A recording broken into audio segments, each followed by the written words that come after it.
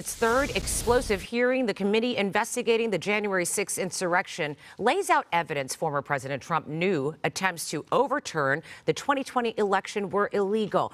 Members of the committee said Trump repeatedly pressured former Vice President Mike Pence to go along with his plan. And they also said that Trump ultimately kind of whipped up that violent mob against Pence when the vice president refused.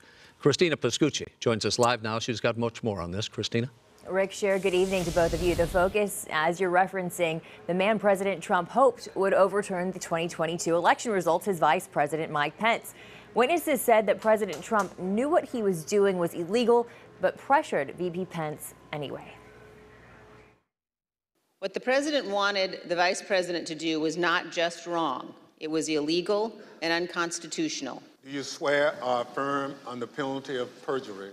Thursday's January 6th committee hearing focused on Vice President Mike Pence and the pressure that witnesses said came from President Trump to overturn the 2020 election. And Mike Pence, I hope you're going to stand up for the good of our Constitution and for the good of our country. And if you're not, I'm going to be very disappointed in you. During the third day of testimony, new photos released showed Pence at a loading dock, refusing to leave the Capitol even when rioters stormed as close as 40 feet away, shouting for his death. I'm telling you, if Pence caved, we're going to drag through the streets.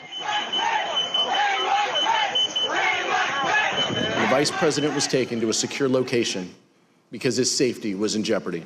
According to testimony, the idea of how to overturn the election came from a man named John Eastman, one of President Trump's lawyers and a former professor at Chapman University. He wanted Pence to reject the Electoral College votes from states that Trump lost. Thanks in part to Mike Pence, our democracy withstood Donald Trump's scheme and the violence of January 6th. Eastman later emailed Rudy Giuliani asking for a pardon. During his deposition for this committee, Eastman pled the Fifth 100 times. I assert my Fifth Amendment right against being compelled to be a witness against myself. Several former Pence advisors testified they advised a former vice president against overturning valid election results. There's just no way that the framers of the Constitution, there was no way that they would have put in the hands of one person the authority to determine who was going to be president of the United States. Are you out of your effing mind? Now I'm going to give you the best free legal advice you're ever getting in your life.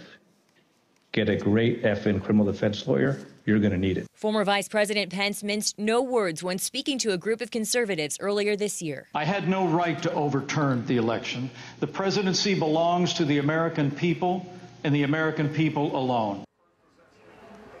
Now, the next hearings are going to focus on the pressure on lawmakers and state officials to reverse the election. And of course, we'll keep you posted as we get the latest developments. I'm Christina Pascucci reporting live from News Center. Rick, I'll send it to you. All right.